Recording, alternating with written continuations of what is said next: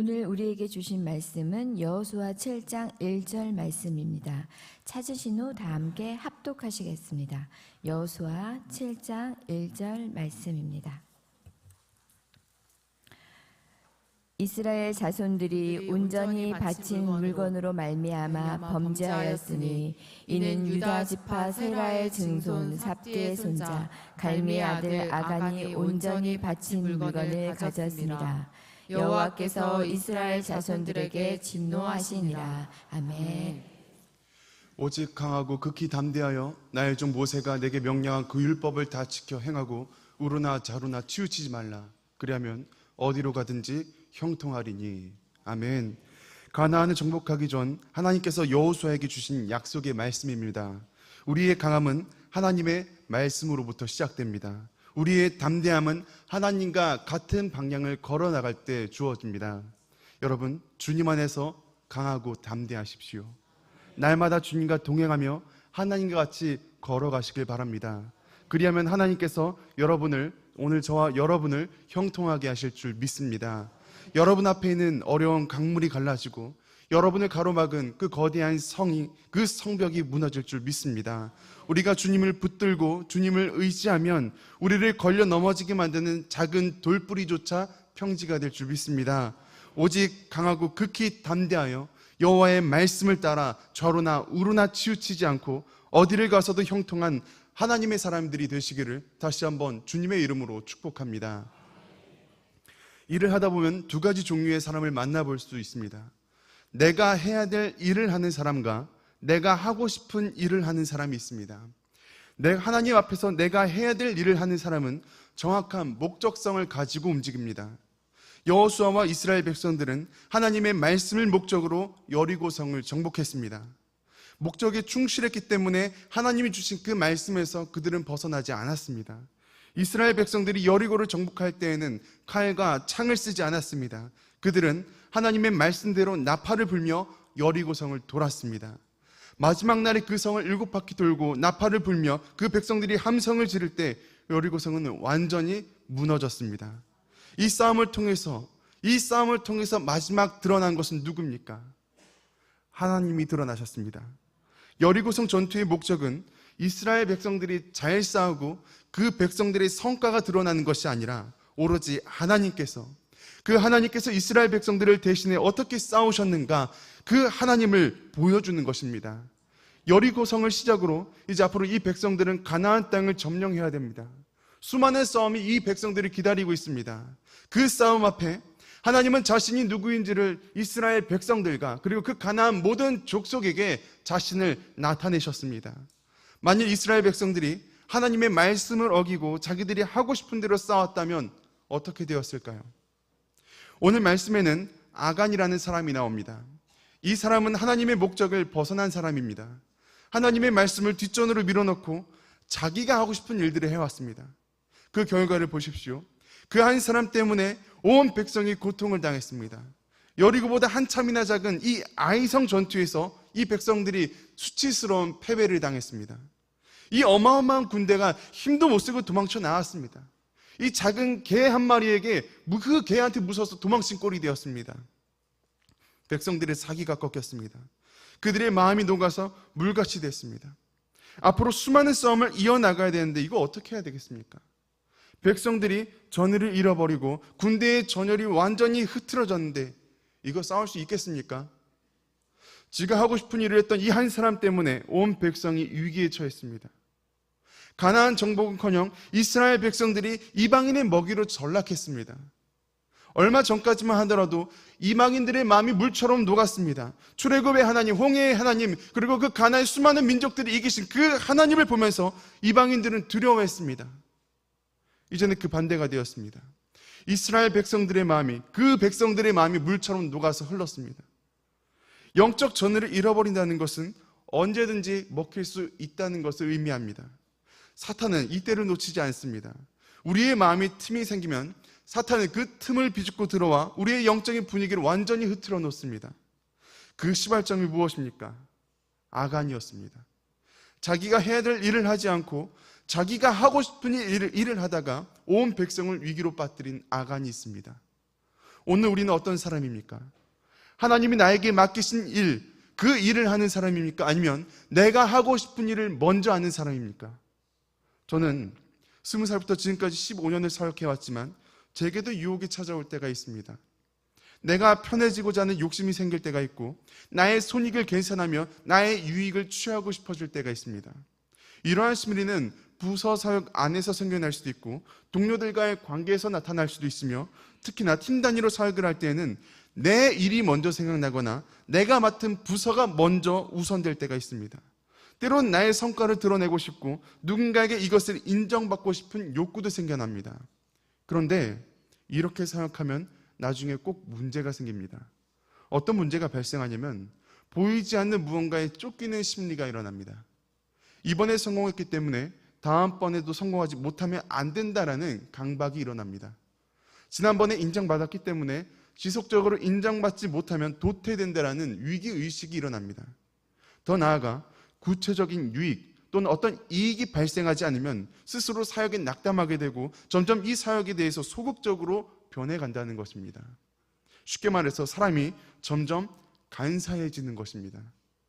내 유익을 찾아다니며 나에게 좋은 말을 해주는 사람만 만나게 되고 나에게 도움이 되지 않으면 그 사람을 버리게 되는, 심지어 그 사람을 공격하게 되는 패역한 심령이 되는 것입니다. 오늘 말씀에 나오는 아간을 보십시오. 그는 하나님의 관역에서 완전히 벗어났습니다. 하나님은 여리고성과 그 가운데 있는 모든 것을 여호와께 온전히 바치라고 말씀하셨습니다. 여기서 온전히 바치다라는 단어가 히브리어로 헤렘이라고 하는데 이것은 진멸시키다라는 의미를 가지고 있습니다. 진멸시키다는 것은 무찔러 모조리 죽여 없앤다는 뜻입니다. 하나님은 이스라엘 백성들이 여리고를 진멸시키기를 원하셨습니다. 그 땅의 것은 하나도 남겨두지 말라고 하셨습니다. 대부분의 백성들이 이 말씀을 따랐습니다. 단 한 사람, 아간은 빼고 말이죠. 자, 그렇다면 하나님은 왜 여리고성을 진멸, 헤렘하라고 말씀하셨을까요? 하나님 보시기에 이 여리고성은 악했습니다. 그 성에서 나오는 전리품들조차도 악했습니다. 하나님은 이스라엘 백성들이 가나안에 물들까 봐 염려하셨습니다. 이 성읍에서 나오는 악한 것들로 말미암아 이 백성들이 가진 거룩함이 훼손될까 하나님은 염려하셨습니다. 하나님은 자기 백성들을 보호하기 위한 조치로 여리고성을 헤렘하라고 하셨습니다. 단순히 없애는 게 아닙니다. 진멸시켜서 하나님께 바치는 것을 말합니다. 여기에는 하나님은 이런 마음이 있습니다. 이 성읍의 악한 것을 모두 내게 돌려라. 내가 너희를 더럽힐 만한, 너희를 상하게 만한 모든 것을 내가 가져가겠다. 내가 대신 그것을 담당하겠다라는 하나님의 마음이 있습니다. 하나님은 누구보다 자기 백성들을 사랑하셨기 때문에 이 백성들을 지키고 싶었습니다. 이 백성들이 스스로 무너지지 않도록 하나님은 그들을 붙잡아주고 싶었습니다. 작은 싸움에 무너져 용기를 잃어버리고 마음이 물같이 녹아 전의를 잃어버리는 것이 아니라 하나님이 약속한 것들을 끝까지 믿음으로 취할 수 있도록 이 백성들의 힘이 되어주고 싶으셨습니다. 이런 하나님의 마음을 배신한 것이 아간입니다. 우리도 마찬가지입니다. 주님은 우리가 예수 그리스도의 십자가 발 앞에 우리의 모든 죄와 수치들을 헤렘, 진멸하길 원하십니다.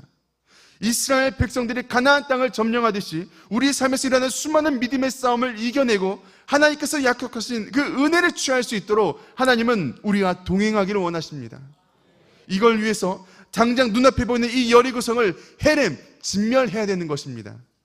하나님과의 동행을 방해하는 그 악함을 제거해 나가야 되는 겁니다. 오늘 이 시간 우리가 헤렘해야 될 그 악함은 무엇이겠습니까? 내가 인정받기 위해서 남을 깎아내린 그 저주스러운 말을 여러분 헤렘하십시오. 나의 편의를 위해서 누군가를 곤란하게 만드는 그 악한 행동들을 헤렘하십시오. 내가 지금 힘들다고 해서 누군가를 불편하게 만드는 그 무례한 말과 행동들을 헤렘하십시오. 나의 옳음 때문에 주변에 있는 동료들을 무시하고 갈취하는 그런 악한 태도를 완전히 헤렘, 진멸하시기를 바랍니다.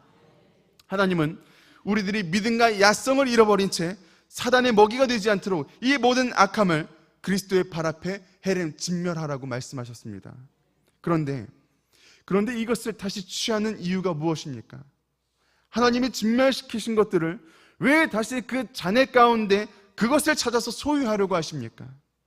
사람에게는 누구에게나 본성이 있습니다. 육신의 본능이 있습니다. 이것은 극한의 상황일수록 잘 드러납니다.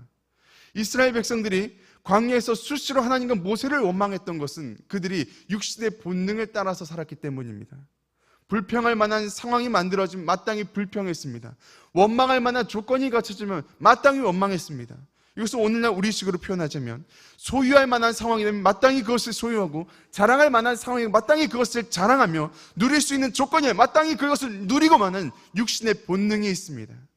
모든 사람이 목마를 때 지금 내 앞에 물과 음료가 있습니다.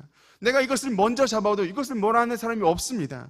그러나 내 육신의 본능을 참아내고 다른 이들에게 먼저 물과 음료를 대접하는 것이 우리가 해야 될 헤렘인 줄 믿습니다. 내 물과 음료는 가장 마지막에 챙기는 겁니다. 여러분, 내가 가진 육신의 본능을 헤렘하시길 바랍니다. 우리는 때론 누군가의 잘못된 말로 억울한 일을 당할 때가 있습니다. 이 억울함을 풀기 위해 육신적으로 일어난 이 분노와 생각들이 있습니다. 그 생각마저도 헤렘하시길 바랍니다.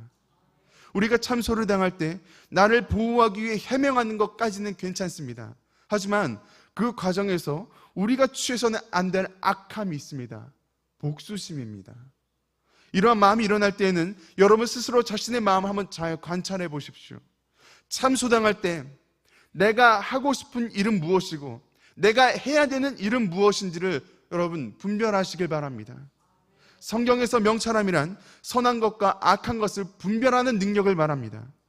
요셉은 보디발의 아내로부터 참소를 당할 때 그것을 복수로 되갚지 않았습니다. 애굽의 총리가 되어 자기의 발 앞에 무릎 꿇고 있는 고개를 조아리는 그 형들을 보면서 요셉은 그들을 정죄하지 않았습니다. 요셉은 자신이 해야 될 일들을 했습니다. 하나님께서는 요셉을 그 시대의 구원의 도구로 사용하셨고 요셉이 해야 될 일은 형들의 죄를 판단하는 것이 아니라 그들의 생명을 살리고 그들의 가족을 돌보는 것이었습니다. 요셉은 하나님 앞에서 자기가 해야 될 일들을 해왔기 때문에 그래서 요셉은 형통한 사람이 된 것입니다. 이처럼 요셉과 같이 자기가 해야 될 일에 집중했던 또 한 사람이 있습니다. 여호수아입니다. 하나님은 요단강을 건너기 전 여호수아에게 좌로나 우로나 치우치지 말라고 말씀하셨습니다. 이 말씀은 하나님의 말씀대로 네가 해야 될 일을 하라는 겁니다. 네가 하고 싶은 일을 하기 위해서 중간에 옆으로 새는 게 아니라 네가 해야 될 일을 그 일을 위해서 그 길을 똑바로 나아가면 내가 너를 형통하게 하겠다라는 하나님의 약속의 말씀입니다. 그 첫 번째 시험이 요단강입니다. 강물이 줄어들기를 기다리거나 다른 길을 찾아서 돌아가는 것이 아니라 하나님의 말씀대로 언약궤를 앞세워서 요단강을 향해 나아가는 것, 이것이 여호수아가 해야 되는 일이었습니다. 다른 수단과 방법, 여러분 이것을 진멸하고 헤렘하고 하나님의 방법대로 나아가는 것, 이것이 여호수아의 믿음입니다. 여리고성도 마찬가지입니다. 이미 여호수아는 정탐꾼을 통해서 여리고성의 이 사정들을 다 그 정보들을 미리 다 수집하고 파악해 놨습니다. 그 정보를 바탕으로 공성을 하기 위한 전략, 이 마땅한 전략, 병법을 짜야 되는데 하나님은요 전혀 다른 방법을 말씀하십니다.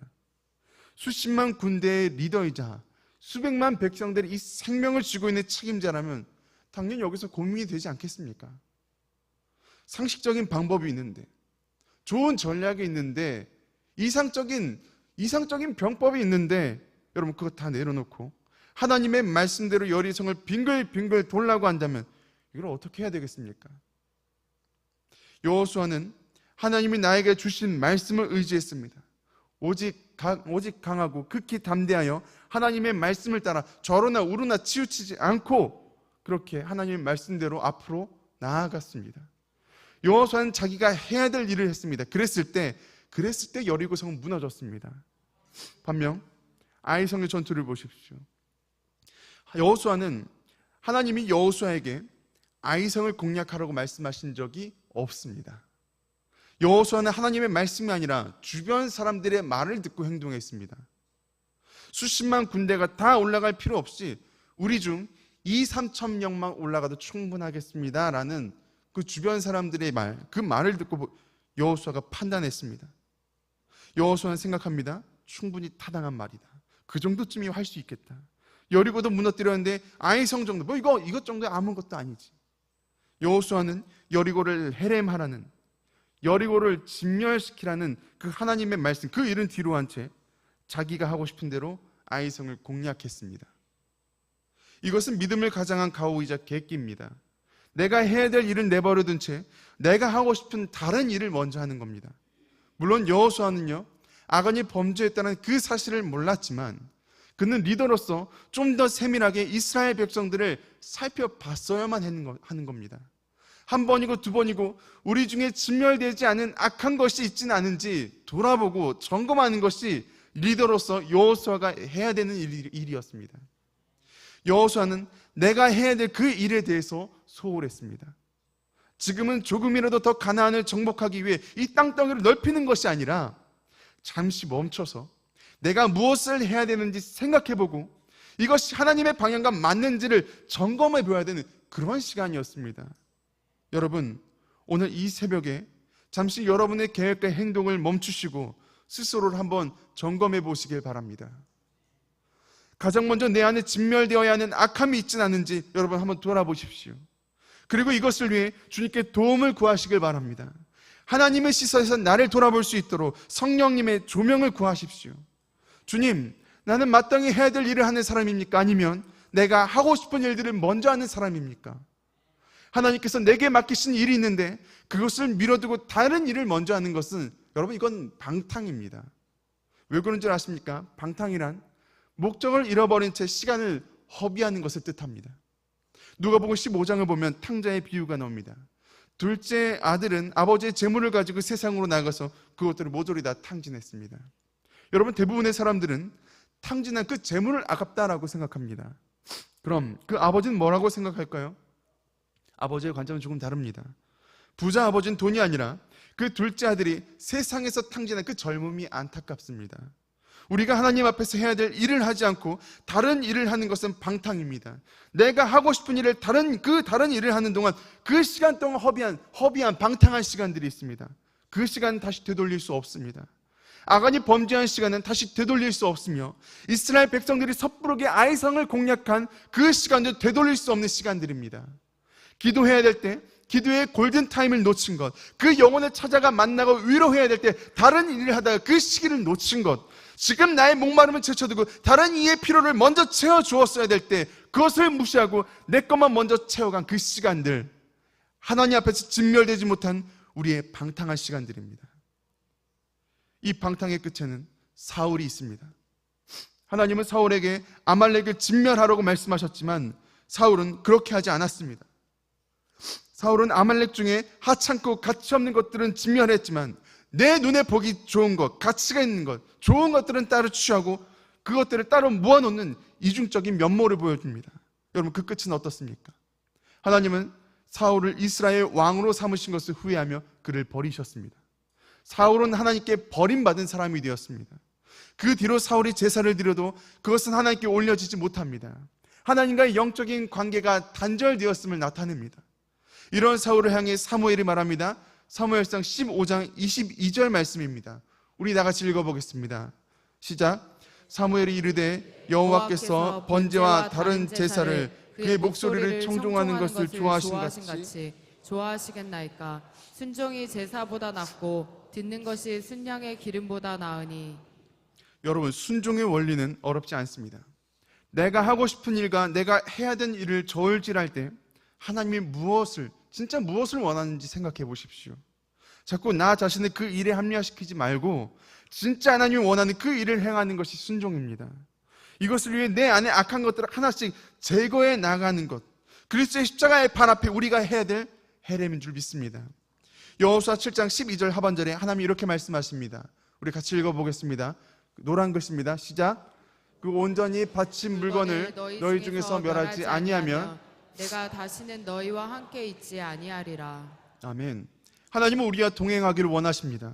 다만 그 길동무가 된 우리들이 자꾸 다른 길을 이야기하고 다른 방향으로 나아간다고 하면 끝까지 동행할 수가 없습니다. 우리는 이미 예수의 길을 걷기로 작정한 사람들입니다. 우리는 이미 예수의 길을 걷기로 작정한 사람들입니다. 우리는 이미 예수의 길을 걷기로 작정한 사람들입니다. 그 수많은 길들 중에서 우리가 나아가야 되는 길은 좁은 길이고 좁은 문입니다. 믿음의 초보자였을 때는 이 길가에 있는 수많은 유혹들이 일일이 다 반응했겠지만 주님과 동행하기 위해서는 반드시 내 안에 절제하거나 제거해야 되는 것들이 있음을 깨닫게 됩니다. 우리의 담대함은 모든 조건을 갖춰서가 아닙니다. 오히려 마땅히 버릴 것을 버렸기 때문에 그래서 우리는 담대할 수 있습니다. 주님의 십자가 앞에 자신을 내던진 사람은 원수들 앞에서도 당당합니다. 주님이 나와 동행하시기 때문입니다. 여러분, 광야의 은혜를 기억하십시오. 광야에서는 먹을 음식도 마실 물도 부족했지만 그 시절 속에 이스라엘 백성들은 가장 많은 하나님의 은혜를 경험했습니다. 모든 것이 결핍된 상황 속에서 그저 불기둥과 구름기둥만 바라보고 하나님만 바라보면서 나아갔더니 하나님이 그들이 책임지셨습니다. 이젠 무대가 바뀌었을 뿐입니다. 더 이상 구름기둥과 불기둥이 눈에 보이지 않을 뿐입니다. 이제부터 이스라엘 백성들은 눈에 보이지 않는 하나님 믿음으로 바라보며 그렇게 나아가야 합니다. 우리도 이러한 과정 속에 있습니다. 눈에 보이지 않는 하나님을 믿음으로 바라보면서 앞으로 나아가시길 바랍니다. 그 와중에 믿음의 눈을 가리는 이방인들의 전리품, 그 가증한 물건, 그 더러운 생각과 마음들을 주님 앞에서 완전히 해렘, 진멸하셔서 하나님의 우선순위, 하나님께서 맡기신 일들, 내가 해야 되는 그 일들을 해나가는 그러한 믿음의 사람들이 되시기를 주님의 이름으로 축복합니다. 아멘. 우리 다 같이 두 손을 들고 기도하겠습니다. 이 시간 기도하실 때 하나님, 이 시간 나를 보게 하시옵소서. 나를 돌아보게 하십시오. 주님, 내가 해야 될 일을 하는 사람입니까? 아니면 하고 싶은 일을 하는 사람입니까? 이 시간 성령의 조명하심으로 우리의 속사람을 들여다보게 하여 주시옵소서. 그리고 이 시간 기도할 것은 완도 사역을 위해서 담임 목사님과 교역자들 그리고 성도들이 나가 있습니다. 하나님, 오가는 길 지켜주십시오. 사역 가운데 사고 없게 하십시오. 사역을 해방하는 원수들은 무너지고 오직 하나님의 영광이 나타나게 하십시오. 복음을 영접하고 주님께 돌아온 영혼들이 더 많아지게 하십시오. 완도 지역과 우리들 안에 복음이 흥황할 수 있도록 주의 역사하여 주십시오. 마지막으로 모리아우를 위해서 기도하시고 각자 가지고 나온 기도 제목들을 기도하시다가 우리 돌아가겠습니다. 다 함께 주여 세 번을 치고 통성으로 기도하겠습니다. 주여, 주여, 주여. 하나님 아버지, 오늘 이 시간 우리가 주님께 나아갑니다. 하나님, 이 시간 주님 앞에 우리의 마음이 정직하여 지게 하여 주시옵소서. 우리가 주님 앞에 나아갈 때 우리의 마음을 통찰하시는, 우리의 마음 그 중심에 바라보시는 하나님의 시선, 주님의 시선을 주님 빌려주시옵소서.